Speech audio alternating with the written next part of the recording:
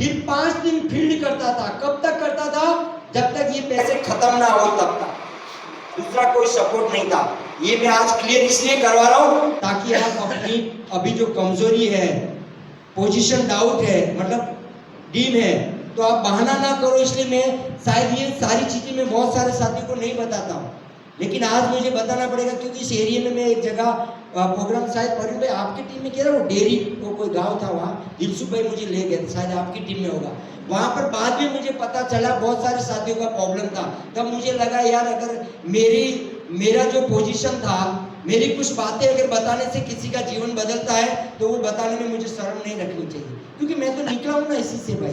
तो फिर मैं जब तक आरसीएम करता था जब तक ये पैसे पूरे ना हो, जैसे पूरे हुआ वापिस 5 दिन फेरी करना, वापिस 700-800 कमाए, फिर फील्ड करता 5 दिन, फिर आरसीएम किया, अरे फेरी किया, फिर आरसीएम किया, 15 दिन आरसीएम, 15 दिन फेरी, यहाँ 15 दिन का पैसा, यहाँ पर खर्च, यहाँ पर बचत जीरो, पहला चेक 919।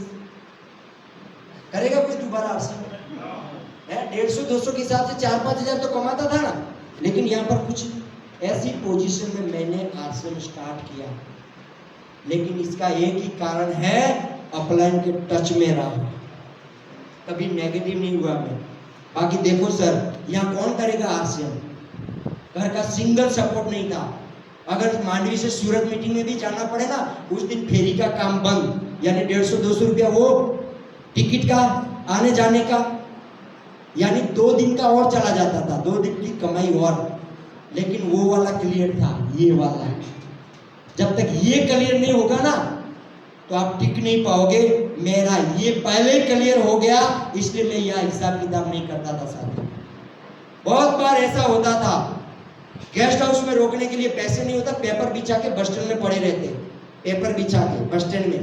एक बार मेरा साथी मेरे साथ था, वो मच्छर बहुत काट रहे थे, बोले साला पूरे दिन लोगों का खून पिया, मच्छर तेरा पिए दे।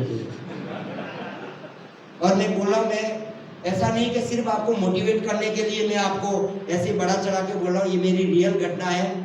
और कई बार ऐसा होता था, होटल में खाना खाने के लिए पैसे नहीं होता था, पानी के साथ पार्ले बिस्किट खाकर सो जाते थे। ऐसी पोजीशन क्या आपकी है?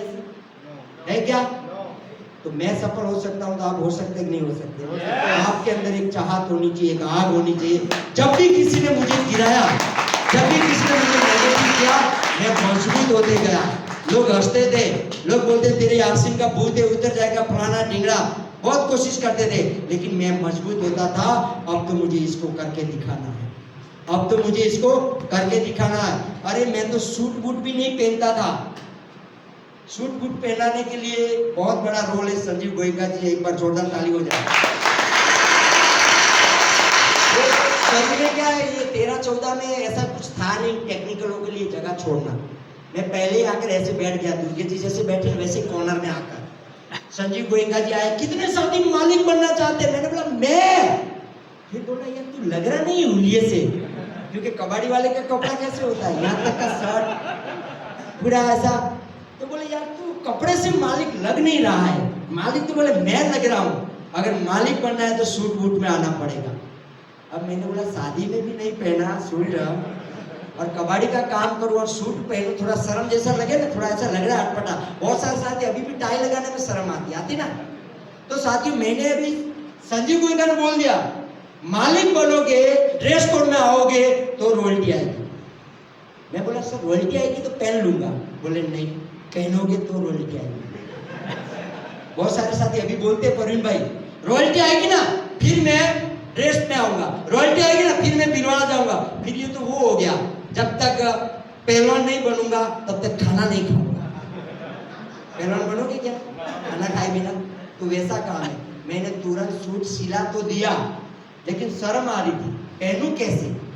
तो फिर क्या करता था, अपने मोहल्ले से बाहर जाकर बस स्टैंड में जाकर टाई सूट पहन के, मतलब कोट और टाई लगा देते थे बाहर, फिर वापस वहीं चेंज कर मोहल्ले में आना।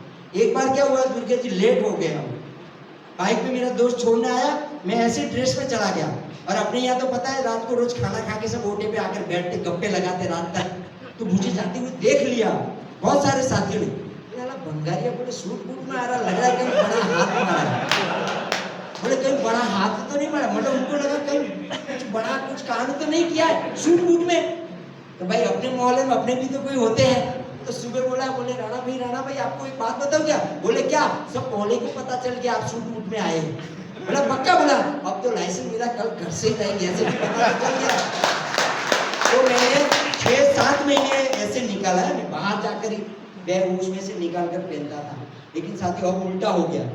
अब मैं कोई प्रोग्राम में जाता हूँ, अगर टाई सूट में नहीं हूँ ना तो शर्म आती है। पहले पहनता था तो शर्म जैसा लग रहा था, अब नहीं पहनता हूँ तो शर्म लग रहा है। अगर आप जीवन में सफल होना चाहिए तो ड्रेस कोड हमेशा होना चाहिए। इज्जत और वैल्यू ड्रेस कोड को देते हैं। पुलिस वाला ड्रेस में नहीं है तो आप उसको वैल्यू करेंगे क्या? है करेंगे क्या उसकी वैल्यू? नहीं करेंगे। अगर ड्रेस में होगा तो कलेक्टर भी रोकेगा एक बार। तो ड्रेस कोड, हर चीज का ड्रेस कोड है, तो हमारा ड्रेस कोड होना चाहिए। शर्म महसूस नहीं करना। उल्टा लोगों को लगना चाहिए यार ये कुछ बदला लग रहा है। बदलाव तो लाना ही चाहिए साथी, लाना चाहिए नहीं लाना? बहुत सारे साथी हंसते थे, मैंने एक सूत्र बना दिया था, सब्र कर बंदे ये दिन भी गुजर जाएंगे, हंसी उड़ाने वालों के चेहरे एक दिन उतर जाएंगे। उड़ाने तो हंसी बन।